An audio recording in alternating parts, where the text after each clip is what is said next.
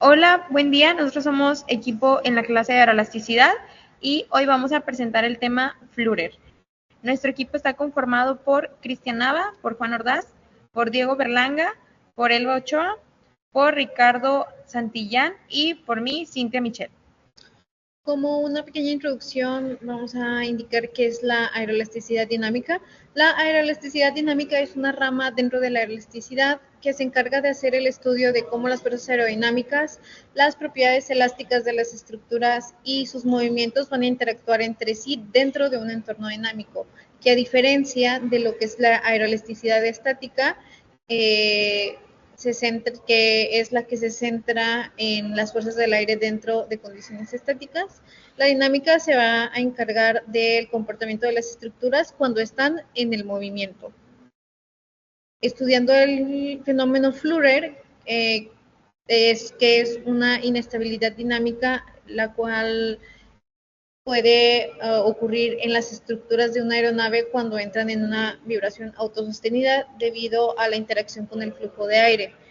Esta puede aumentar rápidamente su amplitud y puede llegar a la rotura de estructuras si no es controlado adecuadamente. El Flurer se puede manifestar en aeronaves, en edificios, en puentes y es resultado de la interacción de las fuerzas de inercia, rigidez y las fuerzas aerodinámicas sobre la estructura.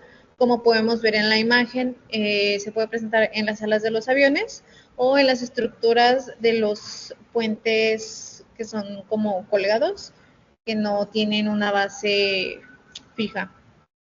¿Cómo se produce el efecto Flurer? Se produce cuando hay una interacción compleja entre flujo de aire que pasa sobre la estructura, en este caso como el ala, y la propia respuesta de la dinámica de la estructura. Cuando la estructura comienza a vibrar, ocurre que las vibraciones coincidan con la frecuencia natural. En este momento, el flujo de aire que pasa sobre la superficie se ajusta a la frecuencia de vibración. Esto crea una especie de ciclo en las cuales las vibraciones generan más movimiento en el aire y a medida que el ciclo se repite, las vibraciones de la estructura van amplificándose en lugar de disiparse. Es por ello que empieza como un tipo de oscilación. Ok, ahora cómo vemos este fenómeno en aeronaves. El Flurer ocurre cuando la velocidad del ala aumenta y la estructura no puede amortiguar este movimiento generado por el aumento de energía aerodinámica añadida. Entonces, esta energía adicional puede producir estas vibraciones en la estructura causando fallas. Este fenómeno inicia principalmente por la rotación del perfil y a medida que las fuerzas sobre el perfil aumentan, este se eleva y la rigidez torsional lo retorna a un ángulo de 0 rotaciones. Las condiciones y factores que influyen en este fenómeno es primeramente la velocidad crítica y el efecto de la velocidad. Este fenómeno generalmente ocurre a velocidades de vuelo más altas, ya que las fuerzas aerodinámicas ahí se intensifican. Tenemos también la frecuencia natural de las alas. Las alas de una aeronave tienen una frecuencia natural que depende de su diseño, de su material y de su tamaño. Si esta frecuencia natural coincide con la frecuencia del flujo de aire, el efecto Flurer se puede desencadenar.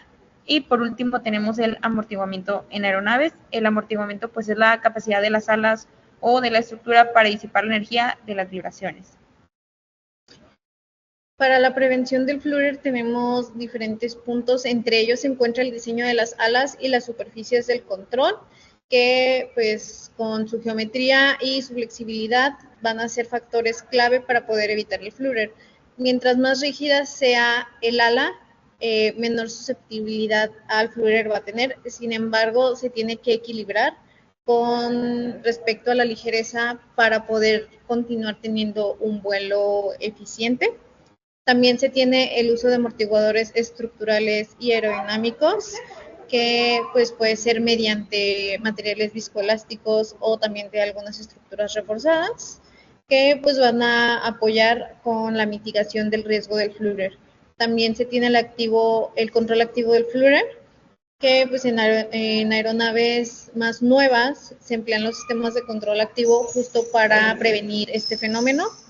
Incluye lo que son actuadores electrónicos como los flaps y los alerones, que son un apoyo para poder minimizar las vibraciones. Va justo también de la mano la predicción del Flurer de las aeronaves, Tenemos el análisis de la estabilidad aeroelástica, en donde se incluyen ecuaciones de movimiento acopladas entre las fuerzas aerodinámicas y las deformaciones estructurales. Se pueden llevar a cabo también simulaciones sobre el material y físicamente se llevan a cabo pruebas del túnel de viento, en el cual se estudian las alas sobre las diferentes condiciones del flujo de aire. De este modo se puede prever cómo va a ser el comportamiento dentro de un vuelo real y así se pueden diseñar soluciones para evitar el flúor en una situación en concreto. Ya para concluir, el flúor pues sigue siendo un fenómeno crítico en el diseño y la operación de las aeronaves, especialmente en estos aviones que pues vuelan a altas velocidades o que tienen alas muy flexibles. La prevención del flúor se basa básicamente en lo que sería su diseño aerodinámico, en el tener un control específico de la flexibilidad de las alas, tener el apoyo del uso de amortiguadores y un análisis preciso de la dinámica estructural y aerodinámica al momento del vuelo.